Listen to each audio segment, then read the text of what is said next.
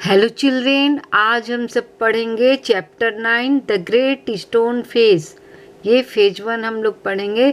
तो महान stone face, ये स्टोन फेस क्या है इतना महान, इसे हम लोग जानते स्टोरी को पढ़ते हैं। तो चलिए, बिफोर यू रीड, यहाँ क्या बताया गया। सीन फ्रॉम अ डिस्टेंस, कुछ दूरी से देखने पर, hill tops and huge rocks seem to assume various shapes.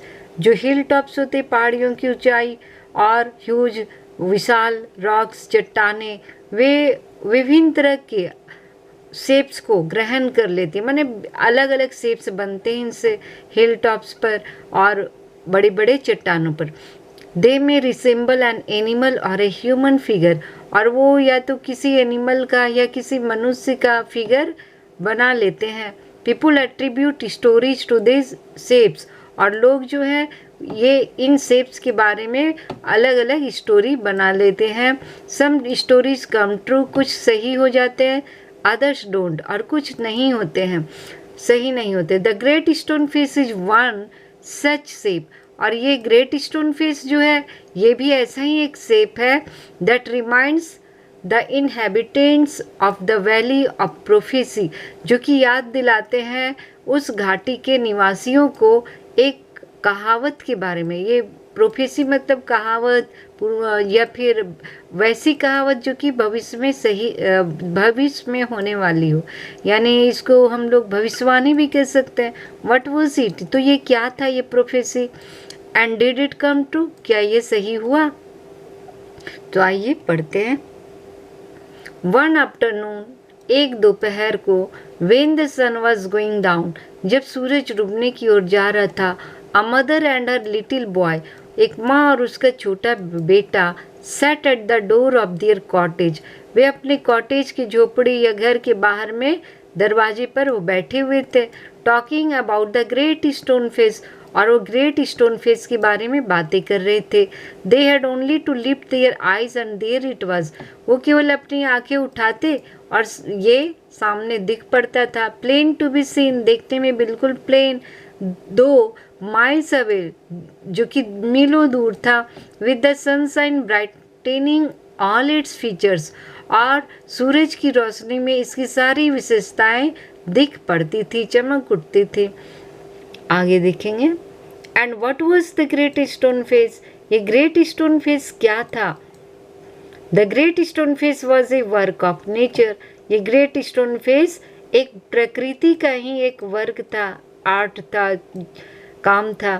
Formed on the perpendicular side of a mountain by some immense rock, immense मतलब ह्यूज, बहुत बड़ा विशाल जो चट्टाने होते हैं ना, तो वो जो था माउंटेन के किनारे इमेंस रॉक्स, विशाल विशाल चट्टाने, बड़ी बड़ी चट्टाने थी, और उसी से ये बीच में जो माउंटेन खड़ा था, परपेंडिकुलर मतलब होता है लंबवत, यानी बिल्कुल 90 डिग्री में अप्रूट खड़ा, ठीक है, सीधा खड़ा।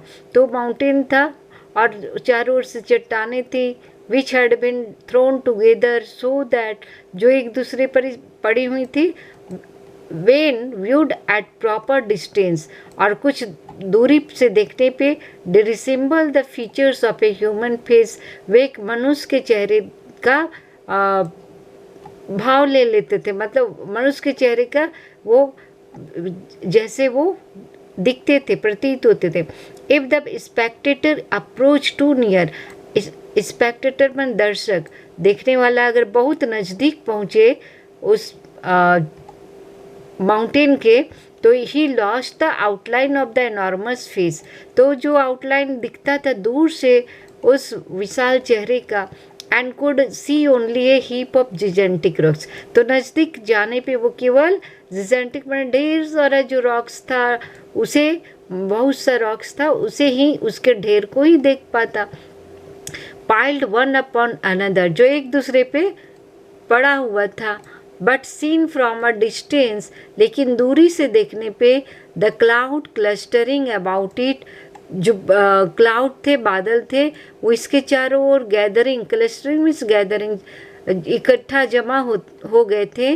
The great stone face seem positively to be alive, और जब जमा हो जाते क्लाउड्स इसके चारों ओर तो ग्रेट स्टोन फेस लगता था जैसे अलाइव, जीवित हो गया हो। It was the belief of many people, बहुत से लोगों का ये विश्वास था that the valley owed much of its fertility to the benign face that was continually beaming over it. लोगों का विश्वास था कि इस घाटी में फर्टिलिटी मतलब समृद्धि जो है वो किसके कारण है, बिनाइंग मतलब हो गया काइंड या जेंटल फेस के कारण है। That was continually beaming over it, जो लगातार इस पर घाटी के ऊपर बीमिंग उसका बीम पड़ता था। A mother and her little boy, एक माँ और उसका छोटा बेटा। एज वी सेड अर्लियर, जैसा कि हम लोगों ने पहले ही सुना कहा, sat at the door of their cottage, अपने कॉटेज के दरवाजे पे बैठे हुए, gazing at the great stone face, great stone face की ओर देख रहे थे। गैजिंग करना मतलब एक टक से देखना। एंड टॉकिंग अबाउट इट, और उसके बारे में बातें कर रहे थे। The child's name was Ernest, और उस बच्ची का नाम क्या था, उसका नाम था अर्नेस्ट। मदर सेड ही, वो बोला कि माँ, while the great stone face smiled on him, और ऐसा लग रहा था कि ग्रेट स्टोन फेस उस पर मुस्कुरा रहा हो।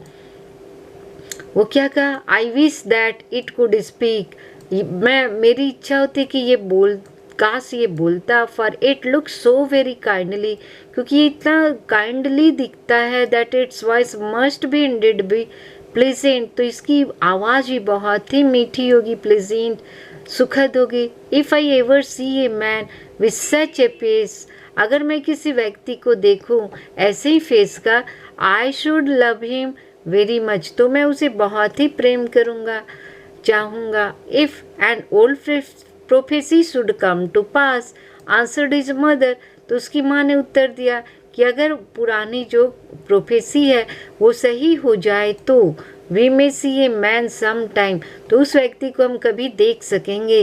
With exactly such a face as that, बिल्कुल ऐसा ही फेस का वो व्यक्ति होगा।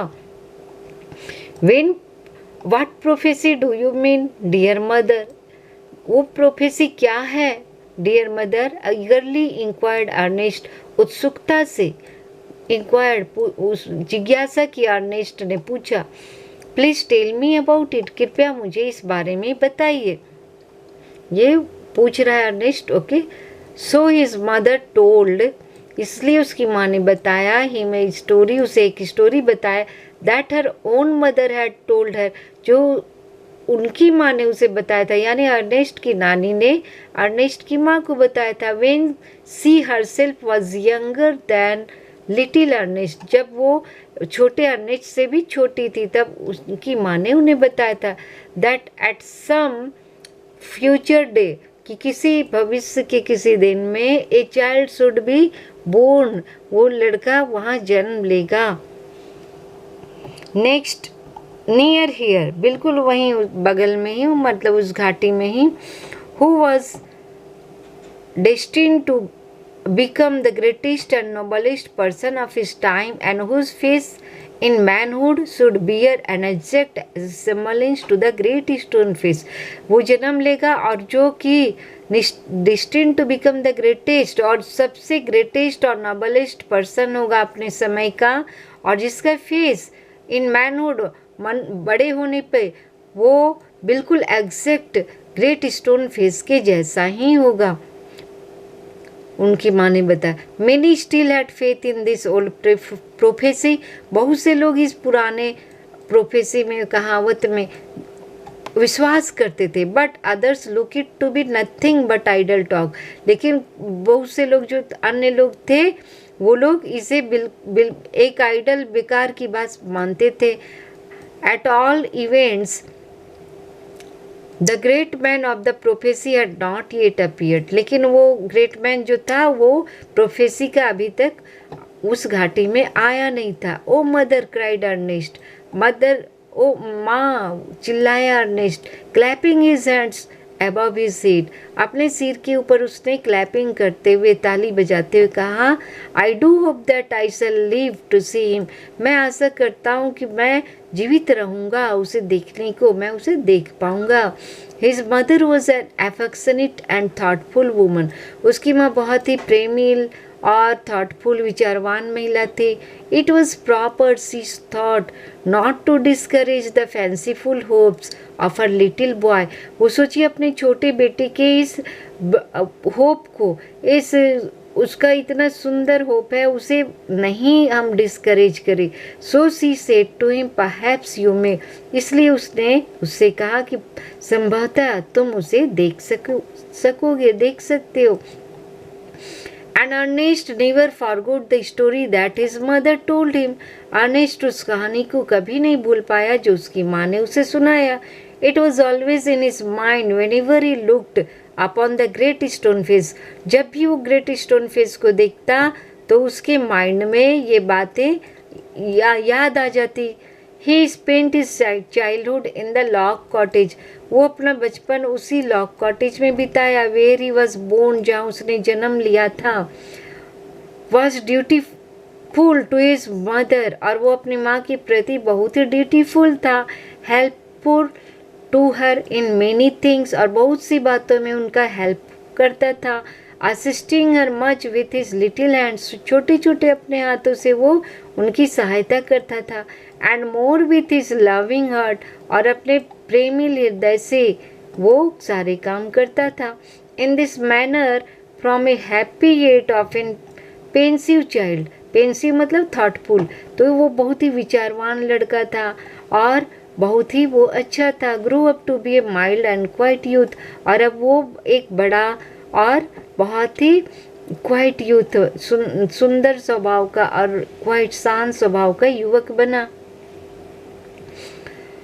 Ernest had no teacher, Ernest के कोई टीचर नहीं थे।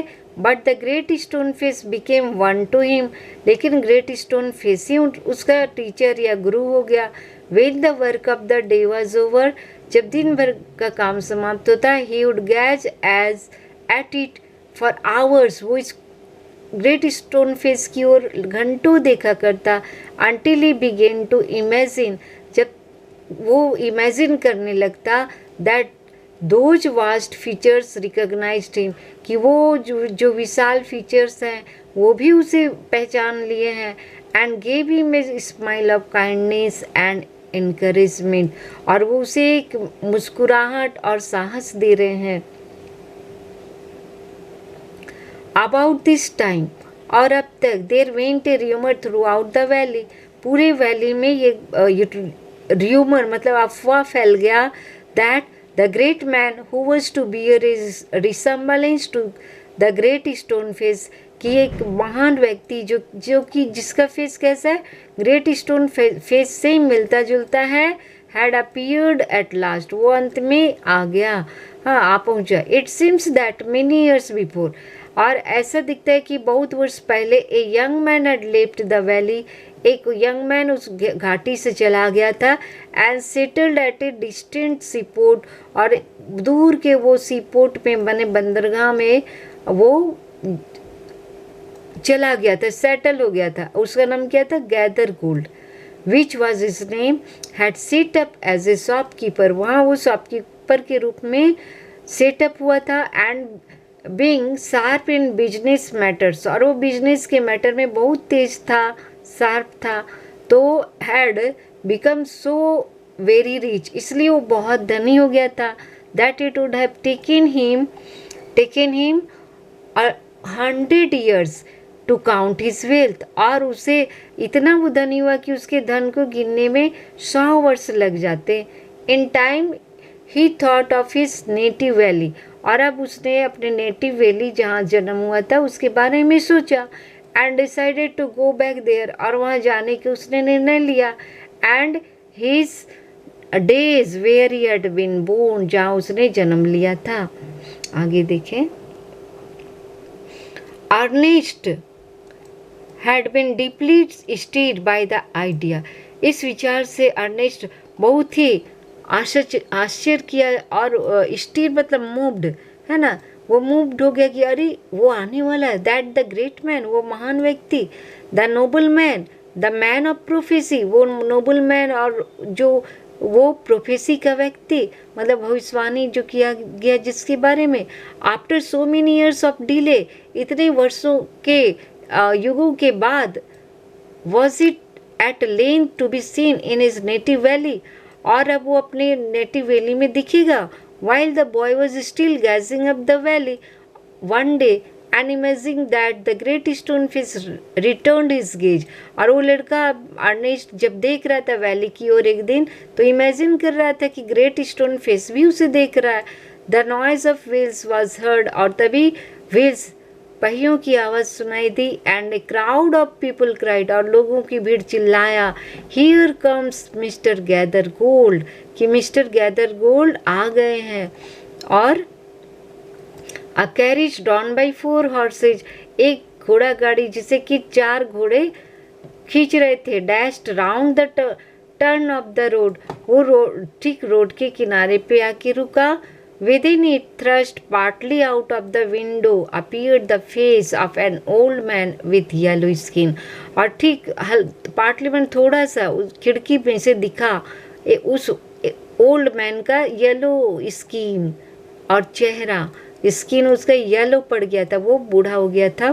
The very image of the great stone face shouted the people, लोगों ने चिल्लाया, बिल्कुल ग्रेट स्टोन फेस जैसा इमेज है, ये चेहरा है। Sure enough the old prophecy is true, और चिल्लाया लोगों ने कि बिल्कुल हाँ सही बात है, ओल्ड प्रोफेसी जो है वो सत्य हो गया। Here we have the great man at last, अंत में ये ग्रेट मैन यहाँ आ गए हैं। And what greatly puzzle Ernest, और अर्नेस्ट को क्या पजल हो रहा था, आश्चर्य होता, they seemed actually to believe that there was the likeness which they spoke of, कि वे लोग जो जिस लाइकनेस के बारे में विश्वास कर रहे थे, बोल रहे थे। ही turned away sadly from the wrinkled shrewdness of that unpleasant face, वो कैसा उसे लगा, अनप्लेजेंट, बिल्कुल अच्छा नहीं लगा, और wrinkled झुर्रियों से भरा, shrewdness बने चतुराई से भरा वो चेहरा, क्योंकि वो मर्चेंट था, उसमें नोबिलिटी, वो धनी तो था लेकिन नोबिलिटी ग्रेटनेस नहीं दिखा। एंड गैज्ड अप द वैली, और फिर वो घाटी की ओर देखा, उसने हाँ ही मतलब यहाँ पे अर्नेस्ट ने where the stone face seem to say, और उसे लगा कि स्टोन फेस उसे कह रहा हो ही विल कम, वो आएगा। Fear not Ernest the man will come, Ernest डरो मत, हाँ, और घबराओ मत, क्योंकि वो व्यक्ति आएगा, उदास मत हो। तो इस तरह से ये पार्ट 1 आपका समाप्त हुआ। इसका जो भी डिफ़िकल्ट वर्ड्स है मैं इसे और इसके क्वेश्चन आंसर और पार्ट 2 का भी सब कुछ आपको गेट ज्ञान टेक्स्ट में मिल जाएंगे, जिसका लिंक मैं डिस्क्रिप्शन बॉक्स में दे दूंगी। Okay, have a nice day. इसे सब्सक्राइब करेंगे चैनल को और लाइक करेंगे। Thank you.